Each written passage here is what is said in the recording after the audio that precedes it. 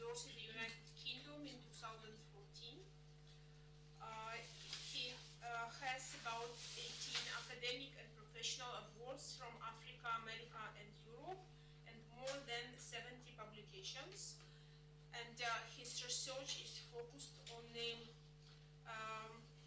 seismic interpretation in variety of structural domains, like on the structural analysis in salt-rich margins, on assessment of slope stability events in submarine environment, fault modeling, seismic attribute analysis, geodynamics, formation of evaluation using well logs, structural analysis of fracture in outcrops, and geophysical exploration for water and unconventional hydrocarbon resources.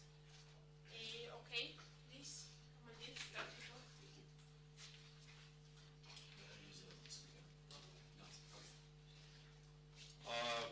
Good afternoon. I'm so glad to be here. Many thanks to Manuel and Nicholas for inviting me over. Since I came last week, it's been a very great experience for me, especially yesterday when I went to Jerusalem. Like my grandfather used to say, I was flabbergasted.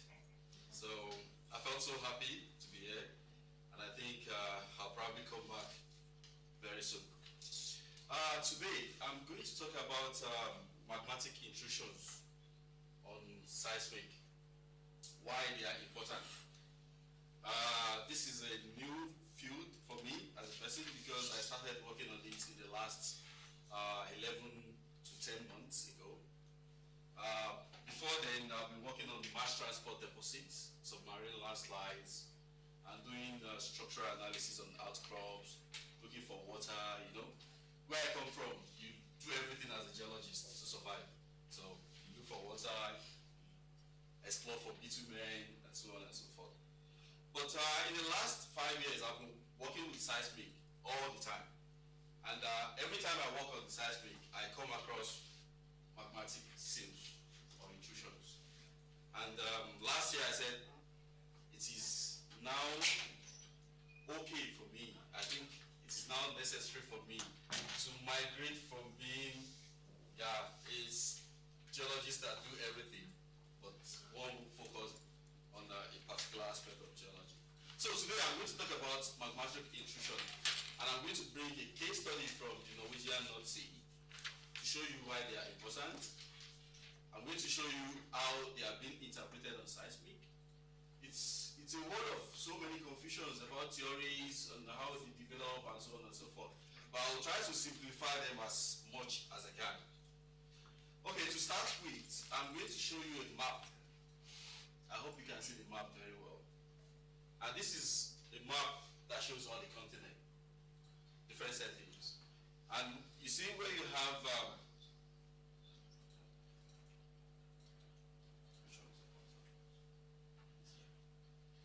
so you see where you have the stars. The stars are places on the earth where magmatic intrusions have been documented on land. The most common example is the one from Karoo in South Africa, Lesotho, South Africa. We have several other examples on the continent of Southern America, in places like Brazil. We also have so many other examples in Northern America, US to be precise. But by and large, the most commonly documented magmatic intrusions are found in rifted margins. The Northern Atlantic margin is where we've documented so many examples where several theories have been developed. We also find them in places like Africa, offshore Senegal. You find them in Namibia, offshore Namibia. You'll find them in offshore Southern America as well as Australia. But what the map shows you is that you find them everywhere, both on land and in offshore areas. But why are they important? I'm going to tell you why they are important later on using a good case study from the Norwegian North Sea. And in this talk, I'll tell you about the principles of how it is being interpreted on seismic, I will also show you some uncertainties that comes with seismic interpretation of magmatic intrusions. Everybody that is in this room should know this from Petrology 101. You know about plutons, batholiths, stocks, laccoliths, volcanoes, sills, dikes. So, from Geology 101 or Petrology 101, whatever way you call it in your university, the sills are the horizontal ones, magmatic intrusions, while the dikes are the vertical ones. And commonly, people believe that the sills are fed by the dikes. They are being, yeah. So if you want to have a sill, you need a dike to feed in the sill. But this is a oversimplification of what it is actually in the offshore area.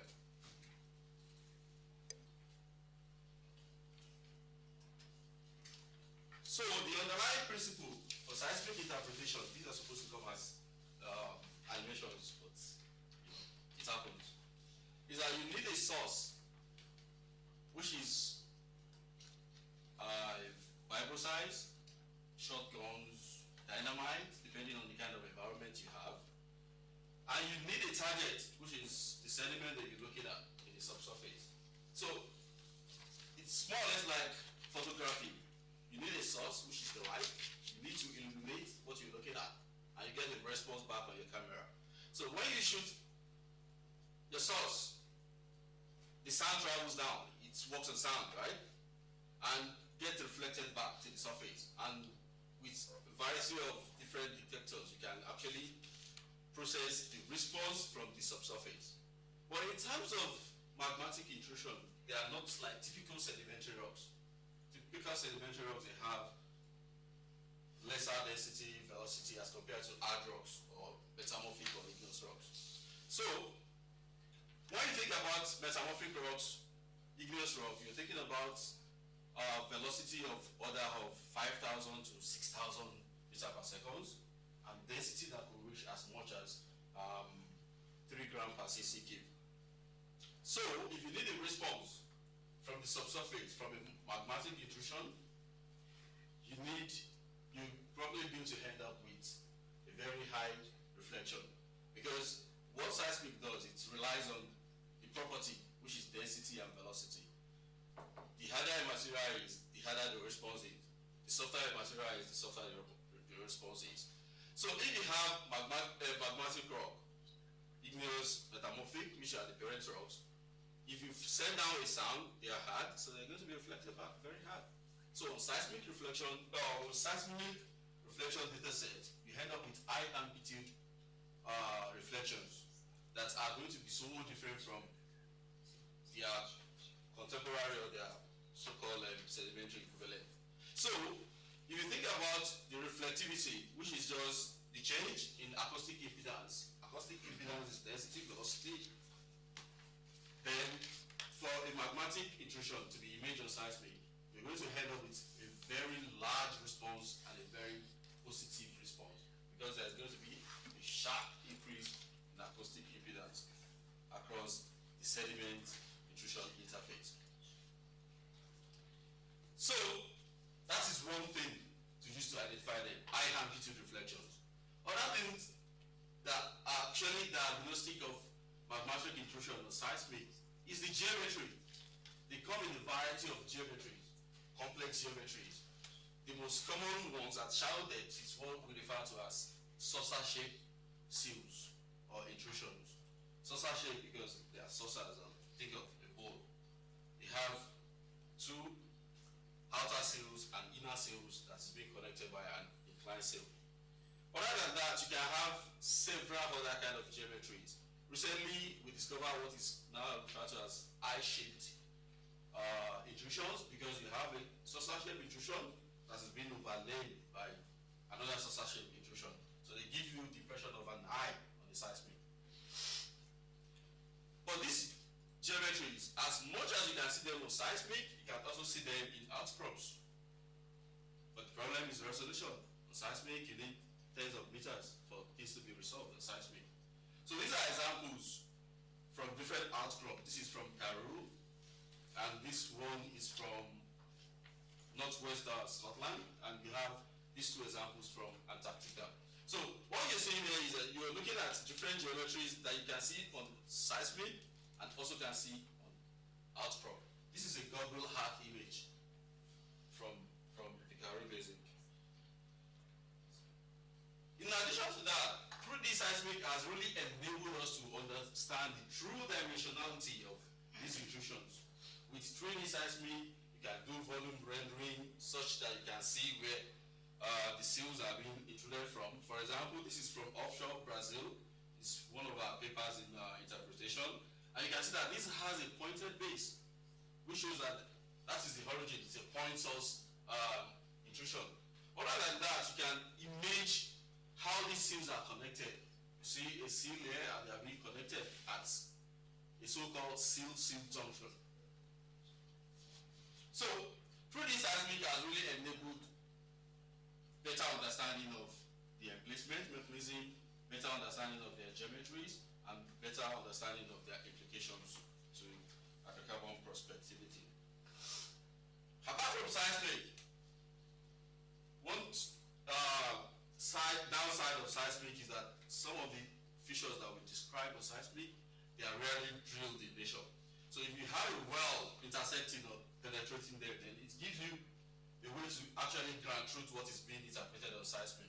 So from wells, we've been able to describe some petrophysical characters of sills. And this is from offshore Norway. That's where everything started from anyway. And I'm proud to be a Norwegian. So from offshore Norway, we have several intrusions that have been intersected by wells. And from the wells, you see a variety of fashions: high velocity, low density, high alkali content. So from wells, you can kind of discriminate and characterize the different kind of intrusions that you have. This is an example from one of our papers last year, and we're trying to look at what the different, using cross-plot to differentiate different kinds of intrusions that is intersected by the well. And on one hand, you find these very low gamma intrusions, which is typical, and you find these very high gamma ones, greater than 50 API. That happens when you have acidic fluid interacting with your intrusions, or you have some kind of alteration. Other than that, when you have them being interlayered with coal, shale, and other kind of sediment, then you can get those kind of gamma responses. In addition to that, you look at porosity from neutron, from velocity, and you find that some are low porosity, others are high porosity. And with that, you note they are vesicles, pores within the intrusions. Okay, apart from this observation from seismic, one thing that we now understand from seismic data as well is that these magmatic intrusions, they can form networks, they can interconnect, and when they do that, they can extend for very long distances, as much as 4,000 kilometers in lateral extent and up to 12 kilometers vertically. So from seismic, we now understand that the concept of a dike being the main mechanism for feeding intrusions might not necessarily be correct. Although you should know that seismic comes with its own caveat as well. If your intrusion is a twin reflection, then it's not going to be seen on seismic. And sometimes below these intrusions, you have masking of the signal, so you might not necessarily be able to visualize the dikes if they are there. Apart from that, dikes are vascular structures, and on seismic, it's always very hard because you don't get full response from vertical to subvertical structures. So maybe we are too hasty in saying that dikes are not important, or maybe we are right as well. So now currently we lie between two models of, you have a plume, you have a dike supplying the sill, and on the other hand you have a plume, you have a dike, and you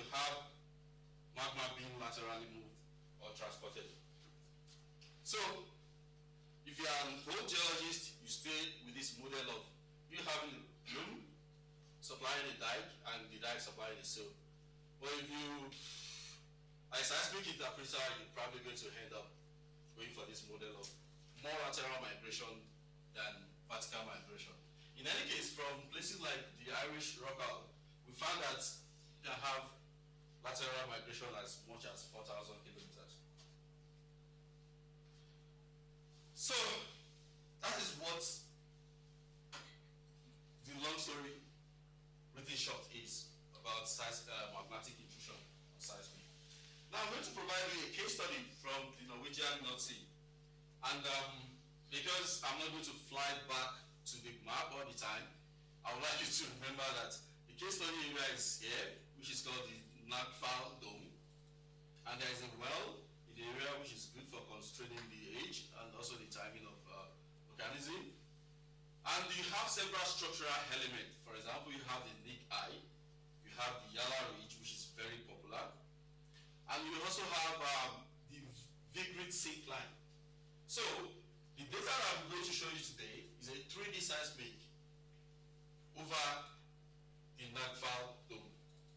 And these white outlines, they've been interpreted to be structures that are related to tectonic inversion in early Cenozoic time.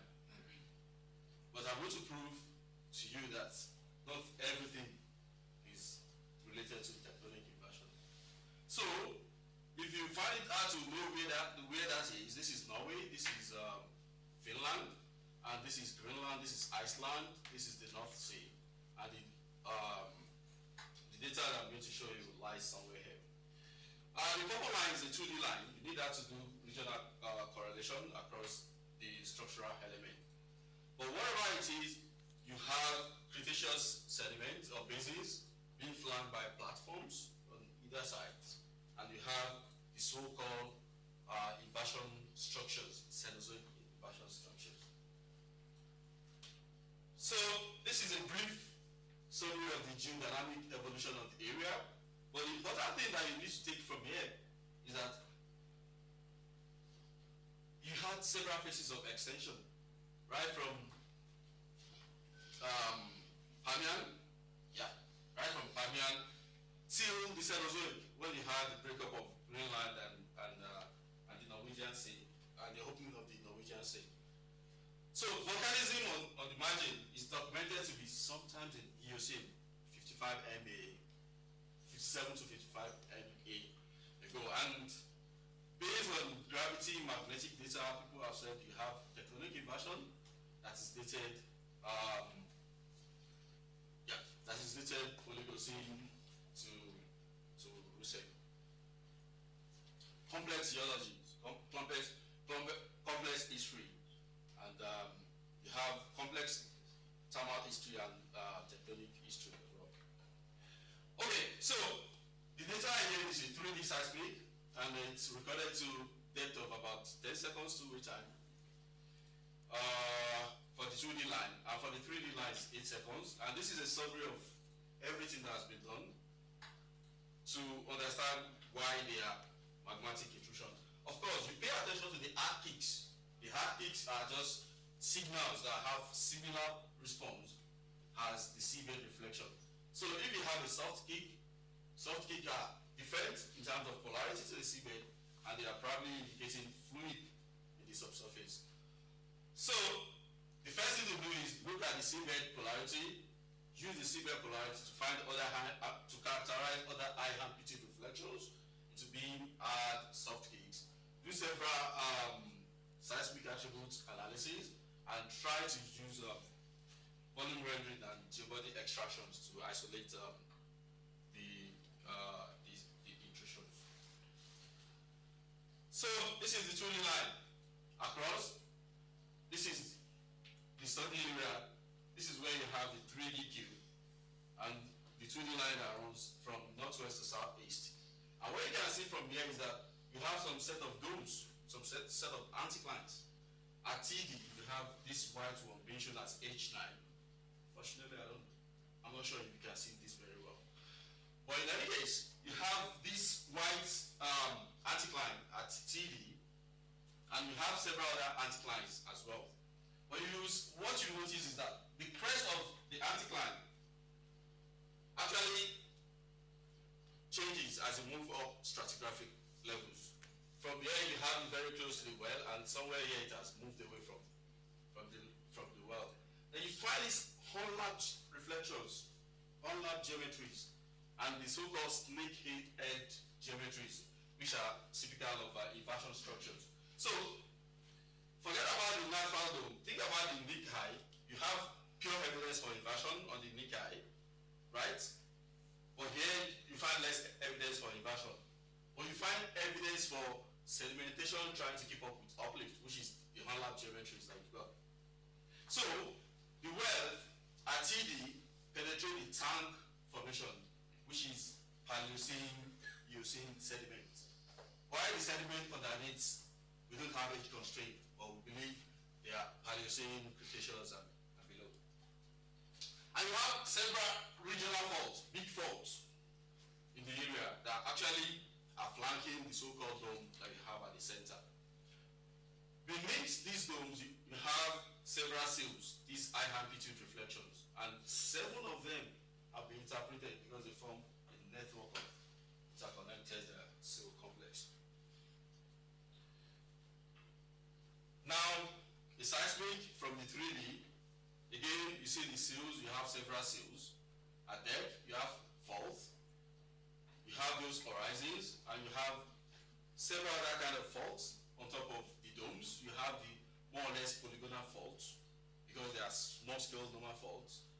They are a lot, and in map view, they form polygonal, they have polygonal shape.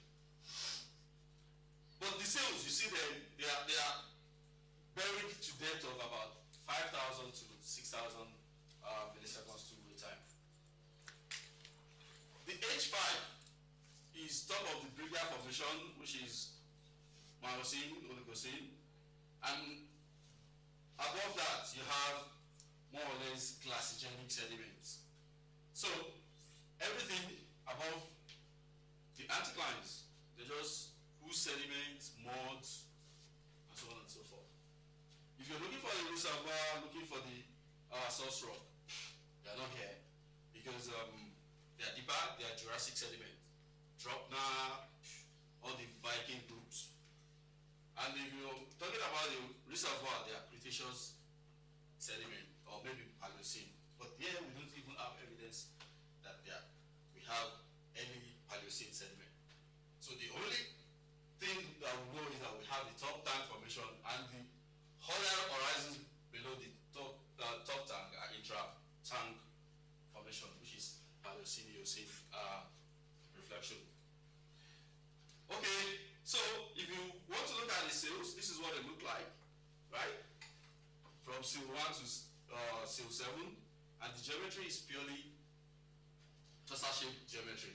You have a central point, right? And you have outer sills, and on seismic it means you have inclined shape because they have to climb up. So this is what it look like on seismic, and in terms of length width ratio, the sills, they have lengths that will reach as much as 84 kilometers, with the least one being about 30 kilometers. So which shows you again lateral migration of sills out there, how important they are. If you find that difficult to understand, these are outcrop examples of what they look like. This is from Carol, this is from Antarctica, and this is from Chile. And you have that outline of what I showed previously. Outer sills, inclined sheet, inner sills, and possibly a deep source from where they get taken from. But you should remember that on seismic, they are all interconnected in one way or the other. Okay. So when you look at the sills, you find different kind of structures within the sills. You find steps, you find some buttonage-like structures. What are steps? Steps are just flow indicators. They are markers of direction of flow for magma or how they are being transported. So in some places you have these steps being disconnected, in other places you have them just being continuous steps like this. This is the seismic and this is just a line diagram to show what they look like. And in some other places you find these wooden-like structures which you have very low amplitude reflections being sandwiched between the syncline, between the sills, and being separated by amplitude reflections. So, structural composition, you have steps, and these steps they have complex geometries. Apart from having the steps, these steps they can take some kind of orientation relatively. You have steps that are following almost the same trend, while you have others that are more or less asymmetric. Steps, this is what they look like in outcrop. This is an example from northwest Scotland again, and Antarctica. And if you have the steps, the flow direction is parallel to the orientation of the steps. Depending on how much inflation you have within the sills, and how much time they have to coalesce, then you can have the steps being connected or disconnected. Another outcrop example of magma fingers and what they look like. And one implication about this is that when you have steps, they're actually telling you that there is some kind of brittle deformation because there are fractures within the sills. And when you have fingers, they are more or less indicating ductile flow within it. Okay, we go back to the seismic. These are maps of the different horizons. The anticlines I showed you earlier on, the H5, H7, this is what they look like. And you have a more or less east-west oriented axial plane, right? But when you move deeper, when you move to shallower levels, this is what you find. You find anticlines that are oriented in this direction, in more or less northwest, southeast orientation. So these are younger, the H1, and these are older. These are actually the ones that are above the sills, and they are intra-tank formation. Remember, the tank formation is Paleocene-Eocene age. So, obviously we have different orientation of folds, which I showed you earlier on the seismic. So apart from that, we find these small scale folds. They call them accommodation folds. When you have saucer-shaped intrusions, because they are shallow intrusions, and one mechanism for forming them is through uplift of the overbody, you have this fold develop at the top, and these are called accommodation of forced folds. And in terms of petroleum system, these forced folds are actually four-way declusions. So when you find them, you find traps. So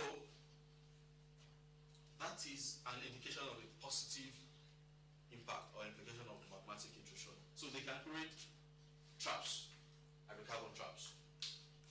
So in this area we have several examples of accommodation folds, and it can have amplitude that is as high as 200 meters, depending on the size of the underlying intrusion. At the moment, people say, okay, the intrusion thickness actually controls the amplitude of the fold. It's a 1-1 relationship. While in some places, oh no, it's less than that. You have a big intrusion, you have a small accommodation fold. Whatever mechanism you want to follow, whether it's fluidization, whether it's overburden uplift, the most important thing is you have traps being created on top of saucer-shaped intrusions. So, in terms of the sill intrusion, when it was intruded, remember I said something about these onlaps, right?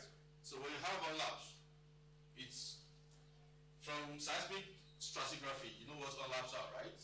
You have an inclined surface, you have a surface making orientation towards that. And you can have that as a result of transgression, or when you think about tectonics, so if you fill in a basin that is rising, then you have onlap geometries, right?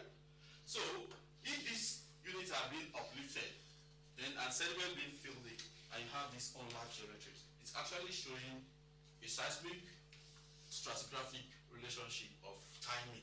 Okay, while the area has been uplifted, sediment have been filled in.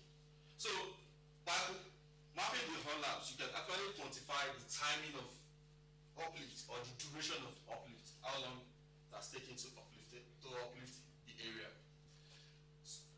Time, Eocene, Paleocene. So in terms of timing of magmatism, using the unlaps that you have, you can actually say, okay, these are Eocene related magmatic intrusions. And for the first folding, of course, it's Eocene. But we don't have a constraint on where you have the accommodation fold. This is a regional accommodation fold. It's a B accommodation fold. So we don't have a constraint on the timing from when you have the unlaps, when you have the erosion, and when you have the units being uplifted. So to identify the accommodation fold that is related to the magmatic intrusions that you have beneath, then you need to find that surface where the sediment unlap. So by doing that, we come to the conclusion that this H7 that you have here is actually the horizon that signifies the timing of magmatism because of the unlapped geometries that you have on top of it. Other than that, you can look at the thinning of the sediment, like the maps that I showed earlier on. You see that in some places where you have the big anticlines, where you have the crest, you have these red contours because they are thin. And in other places you have these purple green colors, which shows that you have thick sediment in that area. So whatever it is, accommodation folding started in Eocene time, but we don't have the precise age because we don't know the precise age of the H7 horizon, but we know it is intra-Tan formation. So mechanism for forming accommodation folding, I partially explained that. If you have unlapped geometries, then you know that it's overburden uplift. Other than that, it could just be response to barrier, compaction, and so on. When you have more or less parallel reflections above the intrusion. The last one to think of is inversion. When you have tectonic inversion, of course, areas that previously subsided can be uplifted, right? Well, in the study area, it's not tectonic inversion. Reason being that when you look onto the map that I showed earlier on, this is a late stage fold. These are earlier folds. They have almost the same geometry, right? And from H9, H7 to H6, it shows evidence for thinning at the top, where you have the well, where you have the red colors. So, if you're thinking about inversion, then you have to think about H1, which is a much younger horizon in the study area from this section. So you have H1 there, right? And you also have unlapped geometries relative to that. So, mechanism for the formation of the accommodation fold is overburden uplift and not tectonic inversion.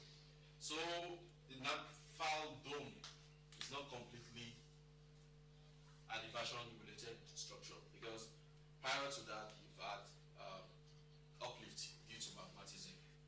Apart from all those structures, think about piping, venting, hydrothermal vent. We have several types in the area. And in this case study, we actually discovered something which is a bit different from what previous authors have discovered. We found a kind of a pyramid-shaped vent. If you want a vent, you are looking at a cone-shaped vent in which you have the width being greater at the top and you have a thin base. But in this case, it's the other way around. You have more or less like a pyramid in the area. But we have a model for that which I'm going to show later on. Think about hydrothermal venting. Think about fluid influence on the source rock. And think about how it can actually change the mechanism of your kerogen or the organic content. Apart from that, the vent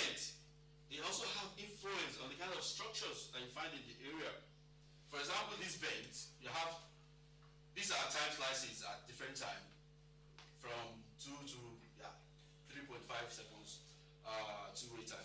And you find a variety of faults associated with that vent. You have this radial fault that are radiating in all directions. You have some kind of concentric faults that are more like around the peak. And you have some common normal faults, northwest, southeast oriented, north-south oriented faults. So we have this notion that, okay, the vents are actually causing structural compartmentalization, and such that when you move from down to top, you have varieties of faults forming along the path of the hydrothermal vents. So this is what people used to think. You have a sill. When you have a sill, if the sill, because of the interaction between the sill and the host sediment, and based on the permeability of the host sediment and so on and so forth, you can have the magma supplying the sill being the gas, right? Or the fluid leaving the magma.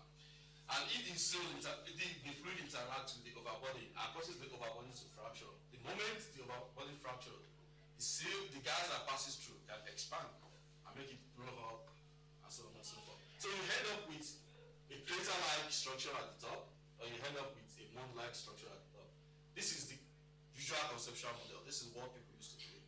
Now, because we now have this pyramid-like structure, we found out that you have sills intersecting the vents at different stratigraphic level. And that is enough reason for you to have, because when you think about the sills, when they come in place, if they force the overbody to uplift, then they create a kind of a fold, right? And when they create the kind of a fold, apart from folding, you can have extension as well, because you're changing the orientation of your stress. So you have a hard and the hard extend, right? So you have extension. When you have extension, then the sediment above can behave ductily and become folded. So based on this interaction of sills with the vent at different stratigraphic level, we now imagine that is why the geometry of the sill has changed and now deviates from what people used to believe. It's still a concept that we're trying to test further on seismic and with different data sets. And we hope this is going to be accepted. Now, let's think about the implication of this sill intrusion for regional dynamic settings. When you think about the sediment that you have tank formation coming in play at the same time. You have the intrusions, and the intrusions are uplifting the overbody. So you have regional faults being created, right? And you have unlapped sediment. How that happens? Pyro inversion, which is Miocene Oligocene. So when you now have inversion, then it means you have a pre-existing anticline of fold, pyro inversion in the area. So inversion in the area is not the main mechanism for causing the sediment to be folded, because the folding predates the inversion. Possibly, the folding induced by magmatism could have influenced later on inversion, because the inversion is related to changes in the rift axis. You have a more or less north-northwest oriented axis, which later on changes to northwest-southeast in Oligocene Miocene time. And because of that change in stress, you have structures that were previously down being uplifted up. So the magnified dome was not totally created as a result of this stage inversion. Hydrocarbon prospectivity. When you think about magmatic intrusion, this is also from Northern Atlantic province. You can think about the influence in three main ways. You think about the influence as being minor, moderate, major. Major in the sense that when you have sediment that are very close to the intrusion, you get effects more. It's natural. If you have 5 people in the place, if you keep one person close to you, person can affect the rest of them. So the sediments that are closer to the intrusions are going to be affected more than sediments that are farther away from the intrusion. So if we have such rock here, it means they will going to feel the heat that comes from the magmatism be more than the ones that are farther away. And this has implication for prospectivity. Apart from that, when you think about the intrusion itself, it's surrounded by baked sediment, contact metamorphism from petrology 101. And you can actually divide that into an inner and an outer aureole that surrounds the sill. Depending on the content or the organic matter content that you have around the sill, then you can have your kerogen being cracked down to methane, and this has implication for global warming and has been documented for the Jurassic as well as the Paleocene. Of course, you should know about the PETM, which is the Paleocene-Eocene thermal maximum. Magmatism has been invoked as a main mechanism driving global warming in the Eocene-Paleocene time. So, if you put that into context of the study area, this is where you have the Naglfar Dome. This is where you have these are other wells from the area, Yala Ridge. In terms of content and discovery, they drilled the Naglfar Dome because they thought it's a nice four-way closure, regional four-way closure. And because it's a four-way closure, it's going to have hydrocarbon. Surprisingly, when they drill, they found gas. Right? So, you forget about drilling bombs because it's not all bombs that contain hydrocarbon. But in the surrounding area, forget about the Naglfar now. In the surrounding area, we found that in the Yala Ridge, the well in the Yala Ridge actually is also dry. While the one in the Nick High, which is to the south of this well, is also a gas discovery. So the big question is, are these gases coming or being formed due to the intrusion by the magmatic intrusion? Possibly yes. Because when you think about the depth at which these are found, this is 5 kilometers. Of course, you're going to find thermogenic gas. This is 4.2 kilometers, also thermogenic gas. But this is 3.4 kilometers, probably oil, or a mixture of both. But in any case, gas and dry. Everything should have gas. So, I'm going to conclude by saying that magmatic intrusion can create reservoir rocks in terms of accommodation fold, and they can influence regional tectonics. Nowadays, they are now being looked at as a kind of a play system. For example, in the Rusabank, offshore Norway as well, you find hydrocarbon having a relationship with magmatic intrusions. And in terms of sills, trouts, and all the kind of things that you can think of, they can actually be positive or negative. They can degrade by overcooking the kerogen, or they can be positive by making immature organic matter to be mature when you bring in new heat. Of course, the big problem still lies with seismic imaging. We are not so sure about dikes being the main mechanism for supplying sills. It's still ongoing. I would like to thank all the money bags and also Nicholas